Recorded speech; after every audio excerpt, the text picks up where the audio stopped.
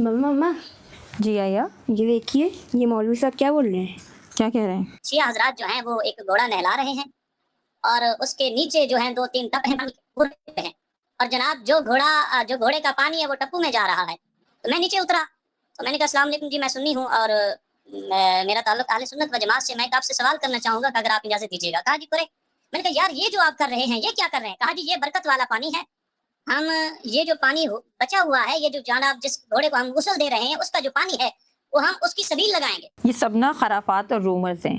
جب ہم چھوٹے ہوتے تھے اور اسکول میں ہوتے تھے تو اس وقت یعنی ہمارے بچپن میں، ہمارے دور میں ہم لوگ یہ سنتے تھے کہ مشہور تھا، ہماری دوستیں اہل سنت جو ہوتی تھیں وہ ہم سے پوچھتی تھیں کہ کیا تم لوگ شربت میں تھوک ڈالتے ہو؟ وہ لوگ سمجھتے تھے کہ ہم جو سبیل بناتے ہیں، شربت بناتے ہیں، اس میں تھوک ڈال کے بناتے ہیں.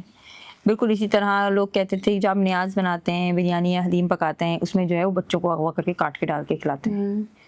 تو اتنا لوگ جو ہے وہ نیگیٹو سوچتے تھے، اور لوگوں کو یہ بتایا جاتا ہے، پروپیگنڈا کیا جاتا ہے تاکہ جو دشمن ہے تشیع کا، اہل تشیع کا، اہل بیت کا دشمن جو ہے وہ لوگوں کو دور کرے مکتب تشیع سے.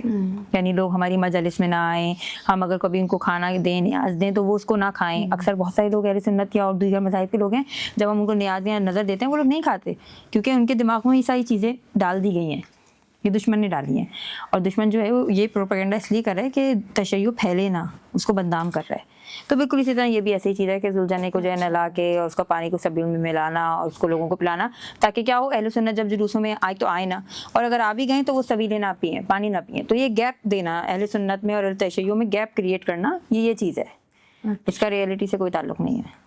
تو ہمیں ان سب چیزوں کو اگنور کرنا چاہیے، اور بلکہ اہل سنت کو اپنی مجالس میں بلانا چاہیے. ہمارے یہاں امام بارگاہ بنے ہی اس وجہ سے ہیں کہ امام بارگاہ میں ہر مذہب مسلک کا انسان آ سکتا ہے اور وہ مجلس کو اٹینڈ کر سکتا ہے. تو ہمیں اہل بیت کے درمیان اپنے تشیع اور اہل سنت جو ہیں ان کے درمیان سے فاصلے کو کم کرنا چاہیے اور ان سب چیزوں کو مٹانا چاہیے، تاکہ ہم ایک ہو کے جو ہے وہ اللہ تعالیٰ کے دین پر عمل کر سکیں. سمجھ آئی؟